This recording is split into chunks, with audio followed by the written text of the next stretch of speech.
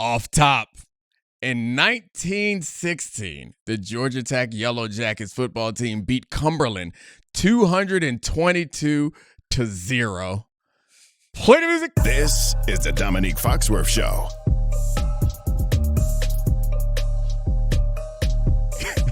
Welcome to the Domonique Foxworth Show. I'm joined by Charlie Kravitz as usual, and return guest, my good friend Gojo. What's up, Gojo? How you doing, bud? I'm trying to think about what the locker room's like after you get a 200 piece put up on it.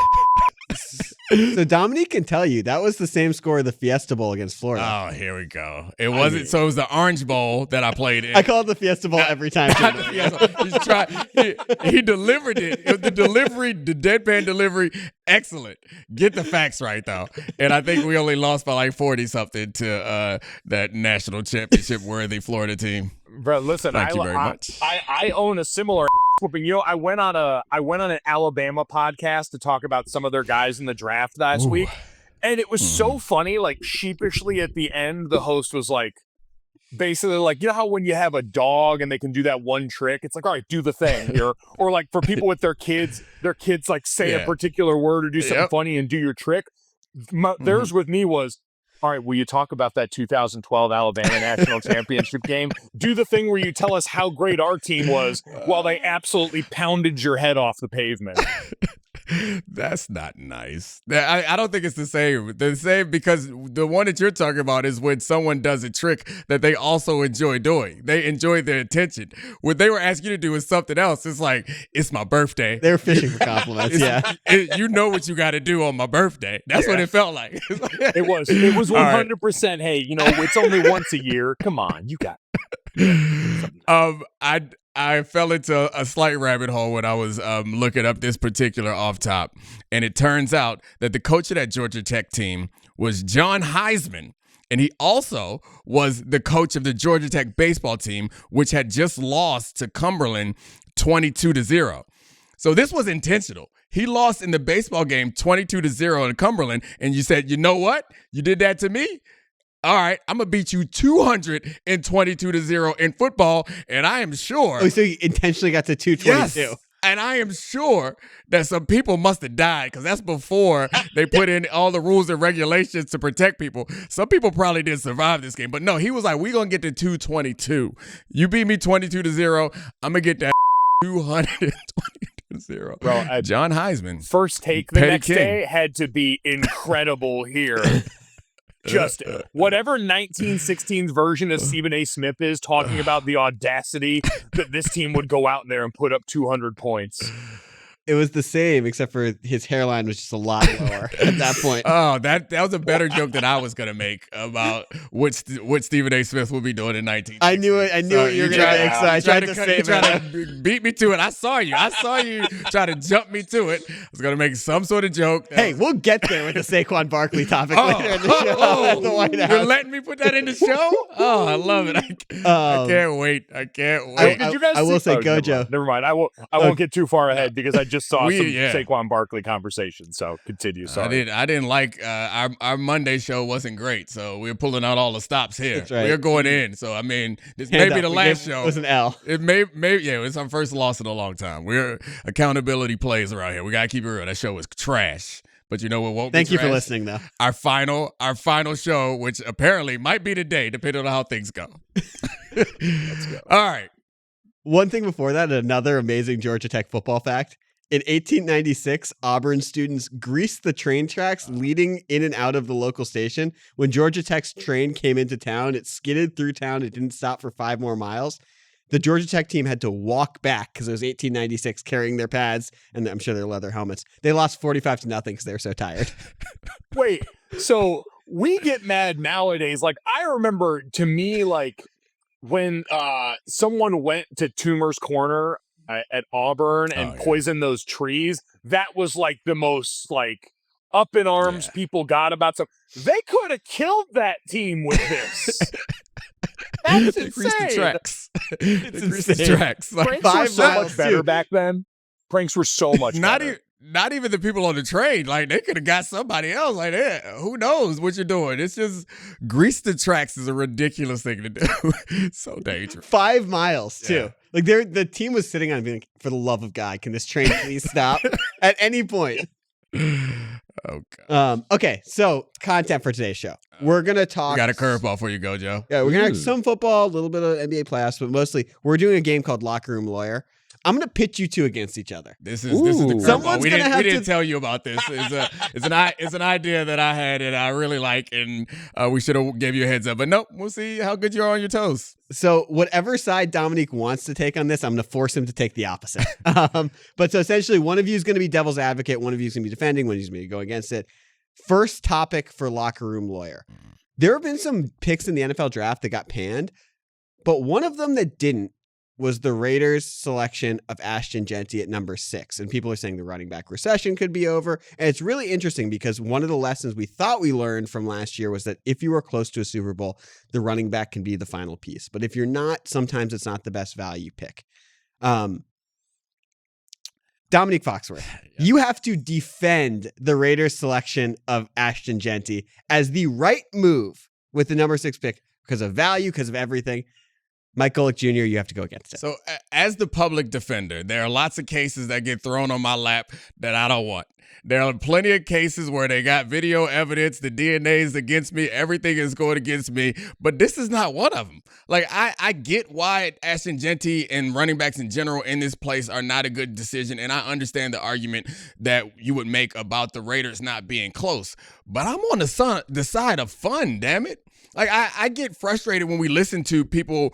And so, yeah, you should evaluate and criticize so many picks. And the Penix one last year was one that I defended, even though I understand that that it's fair to be critical of it. But the criticism of this Jeanty pick in this specific draft is hard for me to accept because what would you have them do in the alternative? Like, we understand that this draft only has so many blue chip talents.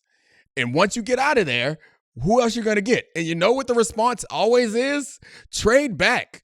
Like, it's not that easy. You can trade back and get a bunch of trash, too. All the Falcons. You might get more than trash. You might get 7 first-round picks. You could. Or you could trade back and get something that's not good. You know what you have in Ashton Jeanty is what feels like a surefire, fun football player that's freaking awesome. You have a coach who's obviously coaching for now. You have a quarterback who's ready to play for now. You have a good tackle. You got a couple of D linemen that are excellent. Brock Bowers. You got Brock Bowers, possibly the best receiving threat at that position in the league. What the hell are you talking about? You want him to trade back and get some roll of dice with some corners and rush? No, get the who breaks all the tackles and scores a bunch of touchdowns because it's fun. I don't want to hear you nerds talking about, hey, you got to get value. We get more points for our draft selection. I know running back so supposed to be perfect. Okay, that's enough. That's enough. I rest my case, damn it. I won. So, Gojo, you can't beat that, man. You can't beat that. Just go ahead and accept that Johnny Cochran has gotten another one off. We is free, damn it. Yeah, I don't know if the glove fits in this case. Now, I guess this is going to be the funny part because this is going to get clipped as if I am actually against this pick. When I generally align with Dominique, no, this show would never major in such things. But I do think I am uniquely positioned to go ahead and try and counter this case as someone who is used to wanting to eat cake for breakfast. Cake for breakfast is fun. Everyone wants the lead dog with dessert because we enjoy it, because it makes us feel good, because you can dress it up a lot of different ways, and everyone has a good time. It's why they serve cake at birthday parties, because you want to be the thing that's fun. The thing is, in order to get to your cake, what you learn as an adult is, got to eat your vegetables first. And that is the thing I thought we learned about this entire running back conversation, which is, you got to build up the surrounding infrastructure. You got to have the O-line and everything else mapped up so you can go in and jam cake into the equation later on. And I don't know if the Raiders are in that choice. And Dominique, your point is well served about in this draft, there are only so many big-time swing players. And so if you're in position to pick one of them, you hold a lot of leverage. Like what we're talking about coming off this draft where the Cleveland Browns, who, took a couple of bites at the apple at quarterback late in the draft, is they picked up another one for next year. It's going to be really useful if that quarterback class proves itself with time to be what this one wasn't. You get that increased opportunity to go out there and really add to the meat and potatoes on your plate if we're going to continue the food analogy. And so you are positioned because Ashton Jeanty is that caliber of player to use him to go and get a haul of picks in return in a way that's going to help you while you build up your surroundings. And especially because you got the good bridge quarterback in Geno Smith that's going to help you on, like Luka Doncic, I think truly both now and in the future to get you to where you want to go. So I do think that's the most prudent argument for this is we've seen, hey, running backs being back this year was cool for all the reasons Domonique mentioned. It is a fun position to watch do well. It is knife fighting versus a sniper's battle. The problem is all it did was invite more people right back to that point where it's, all right, you're telling me I can eat cake more often. We like cake. Good, I'm going to have it for breakfast again. And we're right back to the same problem we had at the start. Cake for breakfast is the best. Domonique, you wouldn't get it. You would not get it. I mean, isn't that the same as a donut? Like, I mean, No. It feels a little bit naughtier. God, that's such a skinny guy take, Domonique. I love you to death, but that's the skinniest thing that you've said in a while. Taking an ice cold slice of cake out of the fridge with a cold glass of milk in the morning, that'll wake you up. It is. Charlie's right. It's Mr. Nasty time when that comes out. It's real good. It's also, the thing about it too is like, you know when you eat a bowl of cereal and you're like, I still got some milk, I'm going to add a little bit more cereal, and it ends up being an infinity bowl? And if you have like a little butter knife of cake, you end up, it's like smaller sliver after sliver. The next thing you know, your day's ruined. It's gone. Charlie, can I tell you the most like diabolically fat thing I've ever done? The folks at Graders who are always kind enough to send me ice cream when it comes out, they did a lemon meringue pie version. When pie, you know, a nice cousin of cake, and that it can get as wild as you want. So I had a lemon meringue pie. I got this thing from door to kitchen, 5 minutes. And to your point, instead of busting out a knife and cutting it up, waiting for it to thaw, you could look and see I sent a picture to my family as I had eaten about a quarter of this thing. It was nothing but fork marks in it. And of course, my family clocked this right away and they go, Jesus Christ, you couldn't wait to soften it and use a knife. You just started digging into that thing. So it will absolutely get away from you quick, just like drafting running backs before you're ready, Will. Okay, I'm confused about one thing. What were you explaining, Charlie? So the cake is in the fridge and you get a slice and then come back in an hour and get another slice? Or you just take like thinner slices? It's like, I don't want this experience to be over. That's right.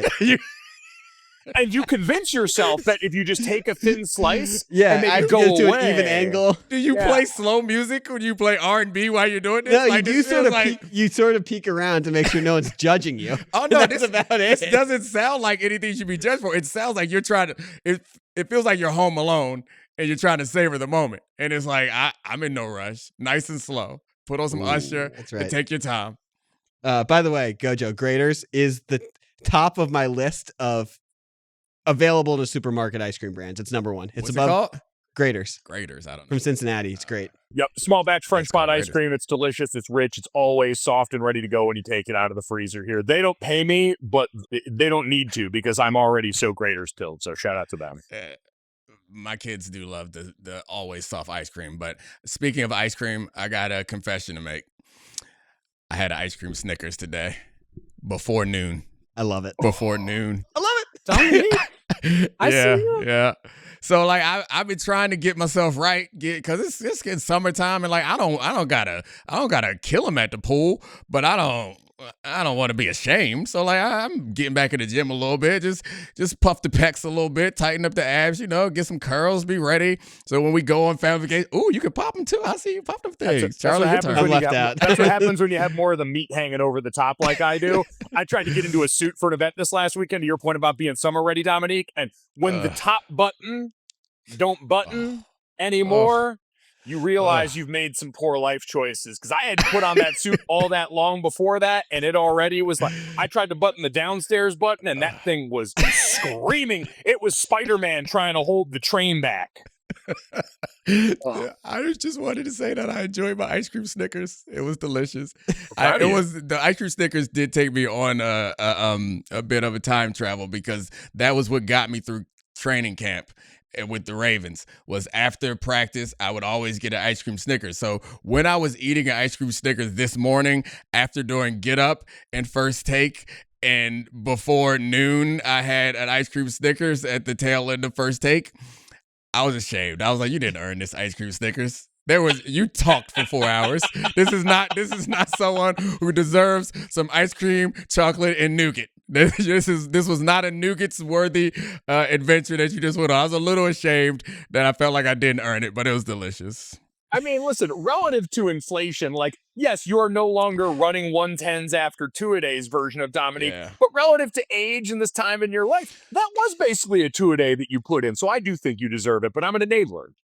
You make me want to kill myself. That just made me so sad. That just made me so sad. That just made me so. Can we go to the next topic before I get even sadder? I also think you deserved it. No, you worked hard. I mean, he tried to say essentially what he said is at this stage in your life, what you just did was tantamount to doing two-a-days. It is. I hate it. I hate it so much. It is not. It's not even close. Would you rather be lifting for 20 minutes with me? That's your other option. We lifted for 35 minutes. I'll have you know. Oh, that's balling. Cute. Did you guys spot each other? It was all dumbbells. Yeah, it was all. So we sort of circuited back and forth, but it was great. It was a while ago. We were in Miami. I survived. Proud of you. You did well. You were dominating. I did well. I would have killed myself if Charlie lifted more than me.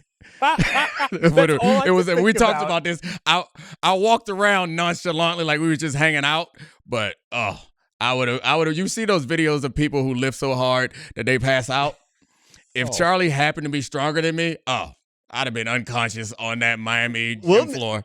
We'll never know. As a hotel gym, the weights ended at a number where we'll never know. No, that's fine. I'm just letting you know. I would have been in there like, I would have done everything I could. If I discovered at this stage in my life, that would have made me sadder than what Gojo just did to me about my delicious ice cream Snickers. I'm going to just get really good at single leg squatting with whichever knee you tore your ACL on. I will still. Go ahead. Go for it. Go for it. I don't think I can do one. I don't think I can do one pistol squat. I mean, I feel like this is an experience that we must record at some point. I shouldn't say I don't know. I know I can't. But you wouldn't even try for us? No, I'll try. I like how you left that out there in the ether, and then the shame just drove you to admit the truth. Good on you. I can't wait. I would pay for this, by the way, we got a pistol squat? As a V Foundation auction package to go watch you guys work out together and watch Charlie just progressively try and challenge Domonique. Because the way we saw Mina respond on Celebrity Jeopardy, like I saw her with Pablo and Dan after, and she was getting legit pissed by their line of questioning after she went out there and took the coward's way out on Double Jeopardy. But I feel like you could get the weight room version of that based on what I'm seeing here with Domonique pretty quickly. I genuinely think, like, when you think about great competitors of our time, it's like Michael Jordan, Kobe Bryant, Mina Kimes. Like right there. Like legit. Like if she's playing to win. I ride my bike into work, and my form of this ruthless competitiveness is I can't let anybody pass me. Yo. And a couple years ago, I told Charlie this story. A guy zoomed past me, and I was fighting him the whole time, and he just kept going, and I caught him, and eventually I discovered he was on an electric bike, and I never wanted to punch a stranger more in my life. It's like you tricked me, and I'm just looking, and he's just coasting. He had on khakis, and I had on my like gym clothes, and he's just like coasting, not working too hard. I'm like, what gear is he on? And I'm just fighting, and eventually I got next to him, and I was like, is that a dashboard? You son of a... See, this is Domonique. This is how you could tell Domonique was a great athlete, because he's got that bit of the water boy in him where it's like, I never said anything about your mama. And he's just over there projecting all of his competitive fury onto the stranger. He cheated. You don't pass people. If you pass somebody, you're making a statement. I feel as though that was an insult. It was a challenge. We are careening towards a YouTube series, not Pro versus Joe, Pro and Joe, of me and Domonique doing different athletic things and seeing if there's a single thing that I can beat him at. You're going to beat me in pistol squats at the end of this show. That's right. All right, next topic for this. Bill Belichick. We got to talk about the CBS interview where here's what we know that Jordan Hudson, Air Jordan, as she's known at UNC, has interjected in his CBS interview and said, we're not talking about how we met. It's now since been reported that she stormed out 3 times and expected Bill to follow, and he didn't. And it's getting weirder and weirder. Gojo, you get to choose which side you take on this. I'm wondering, will this affect his ability to be a good coach at North Carolina? Affect his standing in the locker room? Do you want to argue for or against it affecting it? I will argue for it affecting his standing in the locker room, because that was my first reaction to all of this as it went on. Because in general, like, I don't care who you're, sleeping with, who you're dating. Like, it doesn't affect me, so why am I going to let it?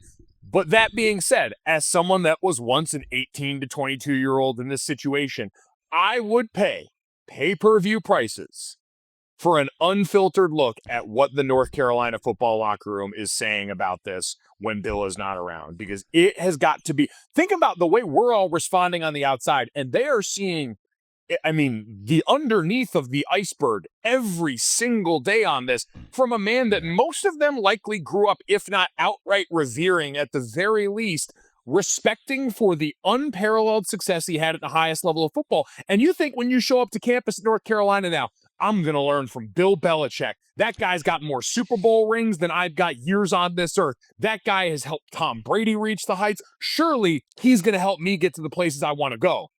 And then the third or fourth time you see Jordan Hudson bump into one of your guys' meetings with something to say, like, she is probably in a very real world addressed that football team already during her tenure there.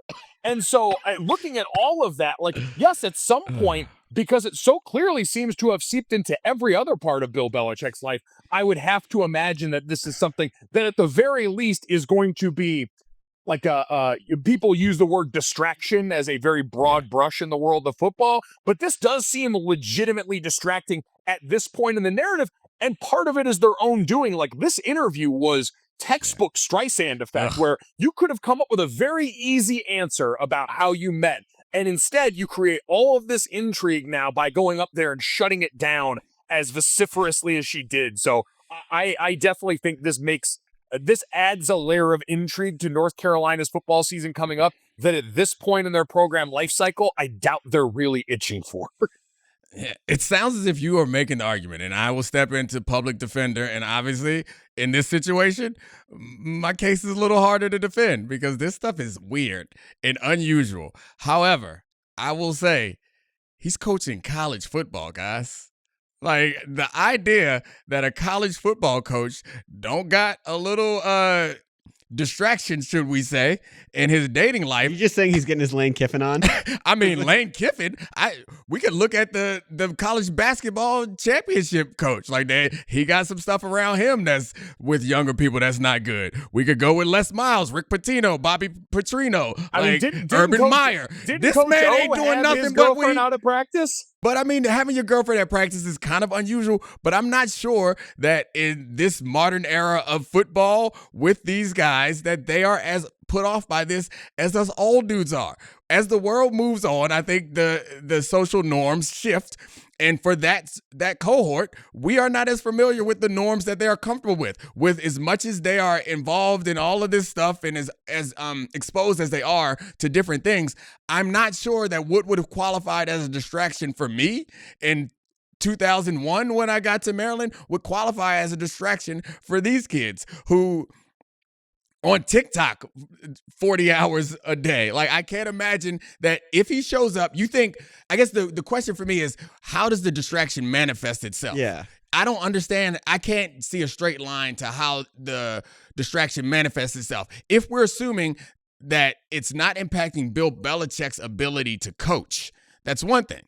If it affects his ability to coach, that's fine. But if it's just that there's a little bit of nonsense going on over there, that's not going to distract these players. It's not going to confuse them. It's not going to make them lose respect for him. You think a couple funny interviews is going to make them forget that he got 8 Super Bowl rings? So if Jordan is on the sideline, is calling over, I don't know which one of Drake May's siblings is on the team. It's like, hey, May the 8th, come on over here. Let me talk to you about how to beat cover 2. That it's not going to be something that would be like a weird thing that would affect the respect in the locker room. Does she say attack the middle of the field, hit the honey holes, or we have to run the ball? If that's what she says, then you're damn right it's going to affect the team. It's going to make them better. I think that assuming that just because she's there is going to make them a worse team is not right. I didn't say it's going to make him a worse team. Affect his standing in the locker room. Yeah, it might improve it. Actually, I don't think there's any chance that it'll improve it, but it won't hurt it. I don't think they care. This devil's advocate game is perfect for you. I don't think they care. Hold on. I want to be careful. I'm sorry, Go Joe. Go ahead and say what you're gonna say, because I need to take some time to fully formulate. You're starting to believe it is the problem. No. I'll take some time to fully formulate my next statement. Go ahead, Go Joe. Well, I just want to say, like, all of this is one of those things that I tread lightly with, because labeling, especially like the woman in a situation, as the quote unquote distraction, like within the context of the game, I understand we're doing this, but just to make sure that, we're all covered here. Like, obviously we understand that's a trope that's often worn out in a way that's deeply unfair to women in a lot of these situations. What I do think is just interesting, though, is how, like, Bill Belichick and the way that this affects the standing or whatever, I think goes back to, like, the idea that Bill Belichick lived by his entire football life, which is, we don't want to give anyone anything that's going to start to come up more often when we're losing. Because none of this really matters if they go out there and perform well, if it's business as usual. The way that this could start come up is if people start to pull on this thread when they lose games. If they lose games, if all of a sudden the greatest NFL football coach that we've ever seen goes to college, and for a number of reasons that are unrelated to this, could have that go poorly. It could just be, hey, North Carolina, in the midst of this massive tectonic shift in the way the sport operates at this level, might not be well positioned to succeed at this point. Bill Belichick, for all the differences between college, NFL, and generations, might not succeed. And then this is an easy place for people to go and attack and bring up something that all of a sudden brings more attention on that program than it would get otherwise. Although, again, you could argue with Bill Belichick that was inevitable anyway. I do think that the dangerous, I do think that, not even dangerous, the point that Bill Belichick has whatever prestige, he is eroding some of that with not the fact that he has a young girlfriend. I think that makes it a bit uncomfortable for some of us, but the fact that he is very public with all these weird, like the interview is the weird thing, doing the yoga on the beach, doing the fisherman and mermaid photo, like all those things I think do make it easier if he does not have success for the Chapel Hill and the fans around that team to turn on him pretty quickly. So I'll say this, because you're right. The interview is, I think, a departure here, because the rest of this, I was like, all right, you know what? Like, if Bill wants to date a younger girl, that's fine. Like, whatever, do whatever you want. Even the yoga pose thing, I was like, oh yeah, this is the Solomon, Missouri thread. It's, you don't want to be out here, but if you are now, you're going to learn about charcoal. You're going to be wearing, the sweatshirt, and you're going to learn what a sneaky link is. Classic. Like, it's all that stuff made manifest. The interview was the first time where I was like, all right, what's going on here exactly? Because it's one thing to say, and I saw all the comments that Jordan was reposting from people on Twitter defending her, defending Bill, talking about the nature of that interview. And it's like, all right, it's one thing if they're really trying to ply for juicy details, but asking how you met and then having that be the part that's shut down and then getting all this after, because clearly in this thing, they still did them a favor by not releasing a bunch of footage. And then all of a sudden we hear about after all these other areas where the interview was made more difficult by the presence of this person. Now it starts to raise the alarm, because this feels atypical. This didn't feel like there was any reason, cause and effect wise, for it to happen. And so now I think everyone's antennas up a little bit about this being something strange. I guess where I would push back a little bit is, like, I agree that nothing is wrong with any of the things that he's done, but I do think that he doesn't have the credibility in college football or in Chapel Hill that he's built up with the New England Patriots. And I believe that the story around Bill Belichick is set up for it to be one of two things. He's still got it. Great coach, can coach at any level, or the game's passed him by and he is not taking this seriously. And whether it's true or false, I think by doing these things, he's put himself in the position that if he doesn't win in this first year, those conversations are going to be happening. In an institution like North Carolina that I think would consider themselves prestigious is not going to be comfortable with their coach winning 5 games and also being the most famous face of their institution, also kind of embarrassing them. Domonique, maybe not. Maybe I'm not being fair. No, Domonique, but the interesting point you brought up before is, you're right in the context of behind closed doors. Everyone's had coaches that had things going on in their personal life, or other guys in their team, stuff that you knew was going on inside that the outside world didn't get to see, and that maybe weren't in front of you inside the building every day. Like, you might have heard it, you might have known it was going on, but wasn't confronting you day in and day out. And there are some coaches where you're not surprised by that. Bill Belichick, and I think the reaction to this is largely because, again, this was a guy we were never given any insight to when it came to his personal life, and now all of a sudden we're drinking it through a fire hose. The thing that I was being delicate with is I've been on a lot of teams in a lot of different places, and there were some relationships that were had that you would think could break up a locker room, and they didn't. But they didn't, man. They just didn't. The difference I'd push back on a tiny bit is like, it's not the relationship. Yeah. It's he's seeing her on email. Yeah, she's yeah. on the practice. That's the stuff where it's like, this is weird. It's weird. It's being reported by UNC No. personnel that they're afraid it's going to affect his performance. Right. No, I get all that. I agree with you. But there's a difference between weird and effective. We have not determined if she. I know one of the emails that got out, I was like, hey, seemed like she's pretty good at this. Seemed like she got Bill's back. She seemed like she protected my dog. So, like, maybe she makes him better. But I think, to be fair, if they aren't better, to the point that Gojo was making earlier, like, a lot of the blame is going to come on her. I do think, Domonique, what you brought up is the funniest possible outcome is, what if Jordan knows a shit ton of ball? Like, what if we catch her mic'd up and she's just out here spitting jargon and letting them have it? And we're like, oh, that's what I want. She's like That's that. what I want. Okay. That's what I want. That's what I want. I would like to extend a formal invitation. Jordan Hudson, if you want to come talk ball on this podcast, we would love to have you. I can't wait until she's in his ear telling that man what to do. It's like they just keep running the same game on the backside. We just got to assign a running back to that and attack throw right at the blitz. Like, it's just going to be great. That's it. We're going to get the NFL Films mic'd up cut released by UNC, and it's going to be the 2-minute drill that she saves that helps them beat, like, South Carolina at the end of the season or someone great. It's going to be awesome. Great. Domonique, what would have happened if he had gotten an NFL job and all this stuff was happening? Whew. That'd be interesting. I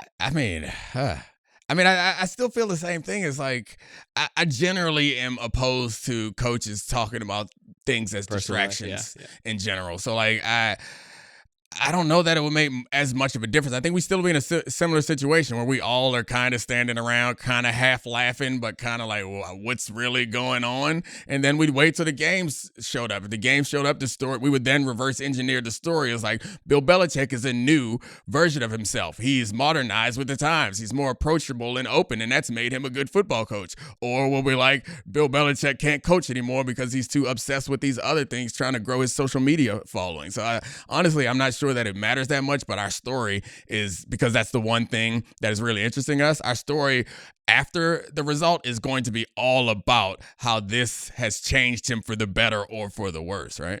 Well, yeah, because this is a good reminder that, especially from the outside looking in, when you're not in a locker room, and maybe football, you can see this a little bit more, but like I always go to like basketball, it's really hard to see the places where coaching affects the game when you're not in there to see what's going on a daily basis. And so when we're handed something like this, it's all we can latch on to as, what's the different thing about this situation? That must be the root cause of everything that's gone on. So we'll know it's really getting out of hand if all of a sudden we hear that Seth Wickersham is in North Carolina. Because once Seth Wickersham starts poking around your building, that's when you know the piece is getting ready to get written about there. Shout out to Seth. It does a great job. Is this the, this is the foremost, the Patriots is like the foremost sports dynasty, I think, of the last, 25 years. Maybe more than that. It's probably the best dynasty in football history. Maybe you could argue that it's the best in other sports. But all that aside, the way that it's come apart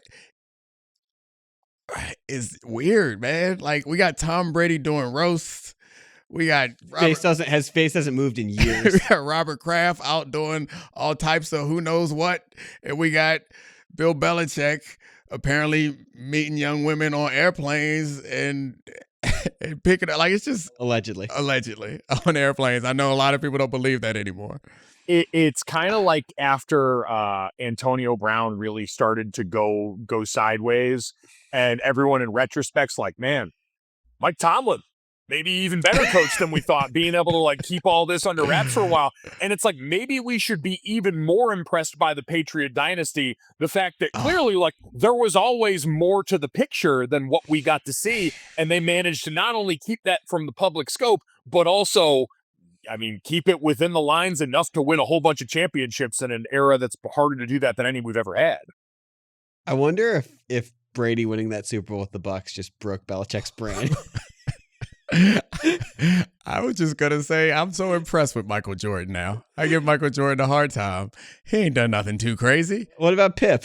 He ain't done nothing too crazy either. Like Pip just drink a little bit and talk crazy every now and then on a podcast. That's it. Pip ain't that bad. I feel like every dynasty, people get so weird afterwards. The more we learn about them, they end up being so weird. It is that good reminder that when someone gets really good at something, we always often make the assumption that they're good at everything or they've got everything in order. And it's like, no. Sometimes you've had to sacrifice in other areas so that you can be that great in this one area.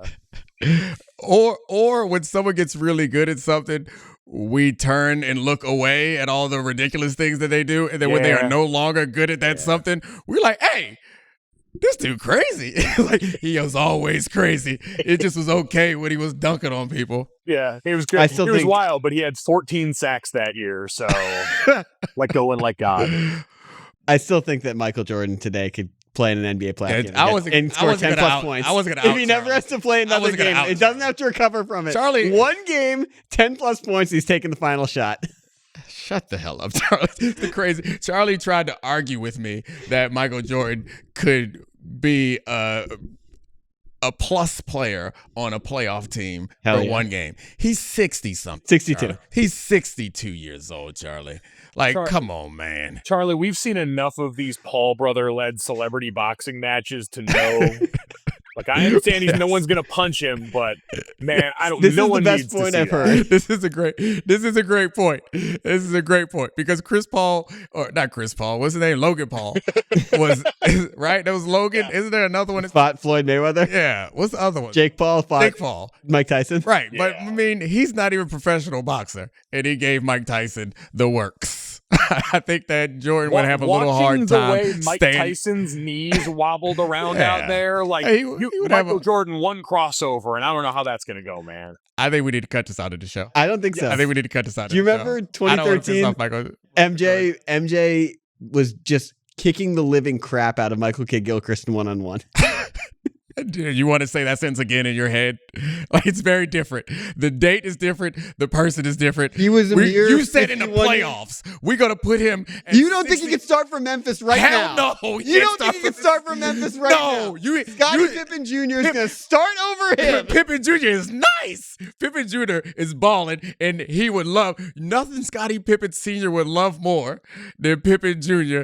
giving Jordan. That'd be some get back. That'd be some get back. I like the idea that now what I was to Domonique in terms of slighting him when it came to his ice cream Snickers consumption is now going to provide that. Like, Michael Jordan is going to be sent this clip by someone in his camp, and he is going to be in the lab absolutely cooking. And so he's going to leak it to someone, and it's going to be Domonique Foxworth is the one that brought him back to the edge. Well, I would apologize to Michael's Achilles in advance for the popping that they're going to do if he's trying to play. Like, are we serious? Stop it, Charlie. I'm dead serious. This is quality trolling. Charlie's been trying to troll me with this for weeks, and I haven't taken it seriously enough to fall into the trap. But because he brought it on air, I took it seriously, and I fell into the trap, and you helped him go, Joe. On Cahoots. Air, Domonique has decided that Michael Jordan can't play in the playoffs and Steph Curry's never winning another title. This is tough to be the anti-Jordan and Curry guy. I'm not the anti-Jordan and Curry guy, but whatever. I don't like this. You guys are in cahoots. This is such what if we just get it down to the last shot? If you put Michael Jordan in the fourth quarter for the last shot of a game, he's still going to get that one, right? So wide open in the corner? Like unguarded? Top of the key. Top doesn't of the matter. key, fresh legs. Put his son Anthony Edwards on it. All right. See again. I've sniffed out the troll. Nice try, Gojo. When you guys work together, it makes me feel like it should be believable. But I have figured out that this is absurd, and I can't fall for it anymore. He's putting his on him. 2 dribbles, fake over the left shoulder, turn around, cash. I'm done. All right, you've done it. You okay? We've milked all we can out of this foolish. By the way, so speaking of Achilles, we should talk about the sad transition to Milwaukee. This actually sucks because Dame has had such a cool career in Portland, and the time in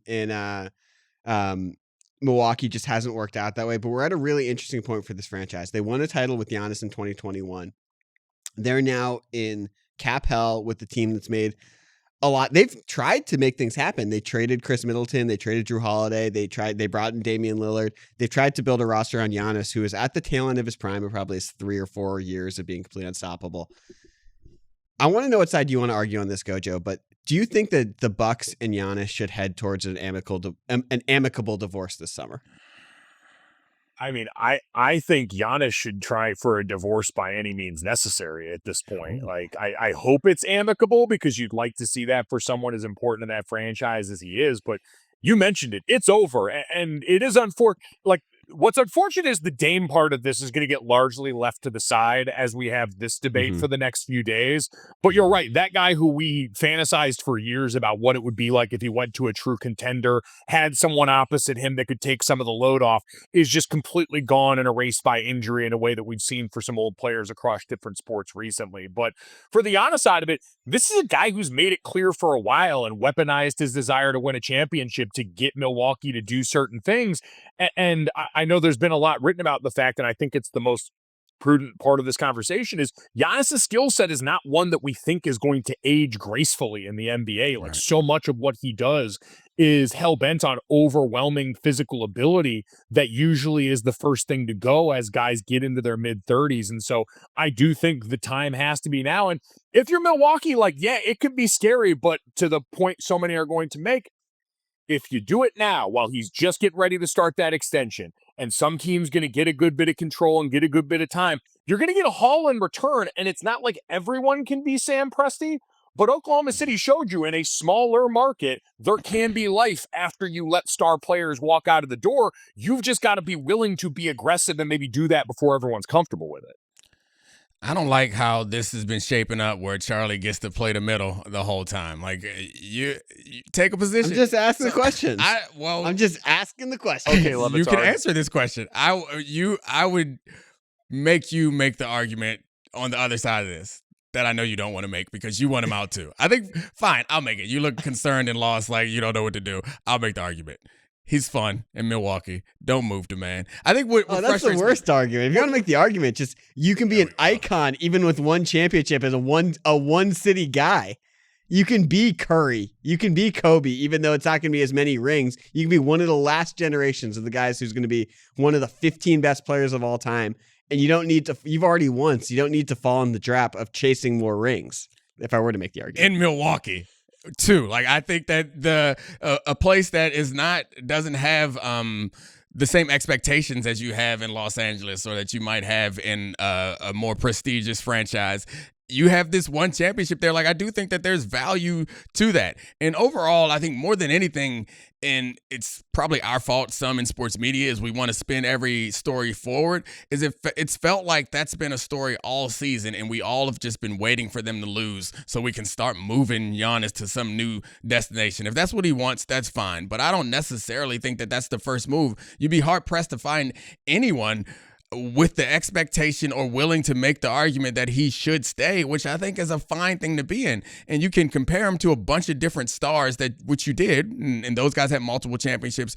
I get it, but you can also compare him to other guys who don't have any championships and I think are more revered in their city and more revered by the league for what they meant for that team and that city than guys who've bounced around. So like I've never been against players moving. I'm all for it. Particularly if you want to you want the rest of his career to be played with Gary Trent and Kyle Kuzma and Kevin Porter. Why would you want that for that man? He's already wasted all his best gaslights. I'm not falling for this one. He's wasted them all, Gojo. He's out of gaslight fluid. I'm looking at the teams that could actually trade for him. My man is running on gaslight. I'm looking at the teams that could actually trade for him. By the way, you are defender of Kevin Durant, Mr. Super Team. And now you're going to say that you want him to play with those guys when he has a chance to. The teams that could actually trade for Giannis, Houston, Oklahoma City. Fun. These are teams with draft capital that it's like, just imagine him playing in one of those cities. Yeah, I would like Giannis to go to those places because I agree that it's going to be hard for them to be relevant. And I think both Giannis and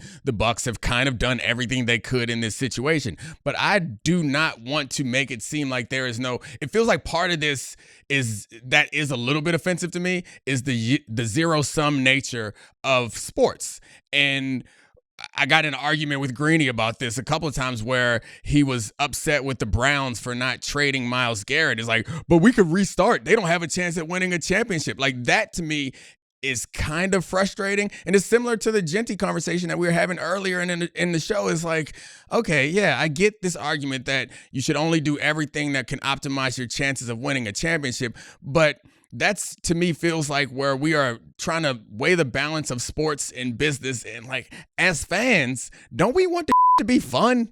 Like, we want it to be fun. And it's okay just to be like, hey, this guy's awesome. This vibe in this city is awesome. This team is awesome.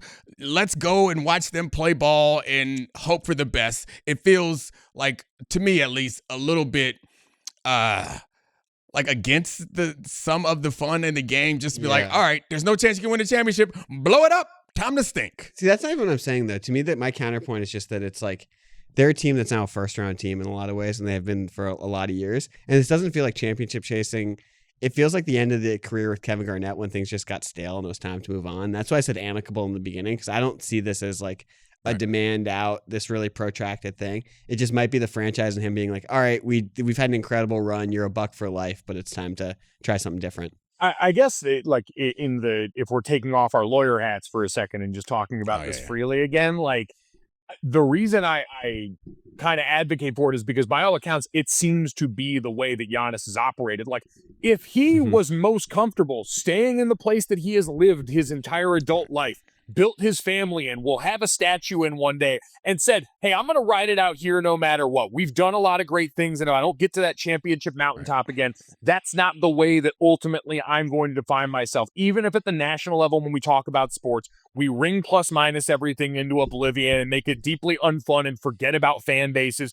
Because, listen, I'm sure fans in Milwaukee might be frustrated because eventually you get rich folk problems when you've been that good for that long, you've been to a championship. And so they may be frustrated right now, but because we're all bored and we want to see Giannis go to an interesting place that we're going to see play more often, it doesn't necessarily mean that the fans who are going to pay money to go watch him night in and night out in Milwaukee are in a rush to watch him leave town and try and figure out how to pick up the pieces.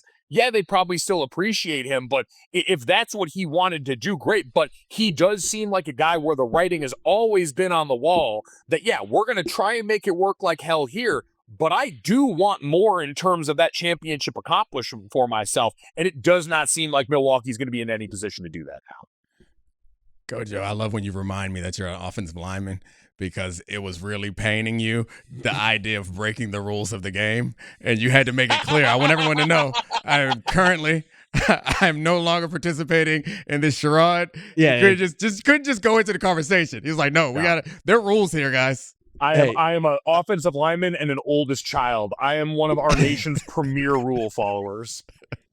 How much do you love Will Campbell sound bites? Oh. Let me tell you. And so the one, because he's the one that said, I'm willing to die to protect Trey Day, right? Yeah.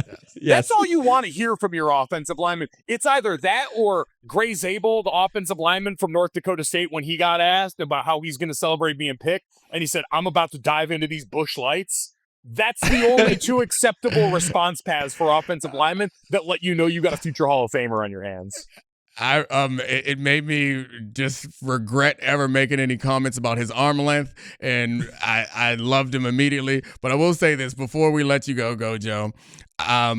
Charlie sent me a couple of those clips, and so then my TikTok algorithm sent me a lot more of them, and I feel like it's a gateway to a part of TikTok that I wasn't interested in. Like, I'm getting hunting now. I'm getting all types of weird, like, I believe, I don't know, but I believe that was the gateway, that once I started watching Will Campbell clips and him talking crazy about offensive linemen, that the algorithm was like, people who like that also like this. And like, no, I don't want to see people taxidermying deer. Yeah. So you and Quinn Ewers. You want to dip mint grizzly? All right. I don't even know what that means, but it sounds like something that ain't for me. Dominique's going to have a ring of cope in his back pocket of his jeans, just worn into that pocket lining there, too. Dominique, you never dipped when you were around any of these football guys, did you? Hell no, I didn't do that. I don't know. It was too late for me. I grew up in a city. Once I got to a locker room, and even at Maryland, nobody really dipped. Once I got to the NFL, then I was like, oh, this is like a football thing. Like, lots of people do this. And I was like, oh no, it's too late for me. I'm 20-something. I'm not about to start. That's how we'll know the algorithms really got you. I guess fewer people do that and more do the Zyn now. But if all of a sudden the next time I come on here, Dominique's just got a styrofoam spitter in his hand, that's when we'll know the algorithm's gotten to him. He's gonna be wearing a Bass Pro Shops hat and a cutoff flannel. To be clear, I tell the algorithm every chance I get, that ain't me. As soon as they pop up this foolishness, I'm like, no thanks. No thanks. But when they put a Will Campbell talking crazy and blocking people, I can't resist that. You can't resist. I mean, throwing people out of the club. Oh, it's phenomenal. And he's crying and licking the snot off his lip mid-interview. It's a lunatic. The best. All right, Go Joe. I appreciate you so much. Thank you. Thank you, Charlie Kravitz. Thanks to all the great producers. Paulville, I love you. We out. This is the Domonique Foxworth Show.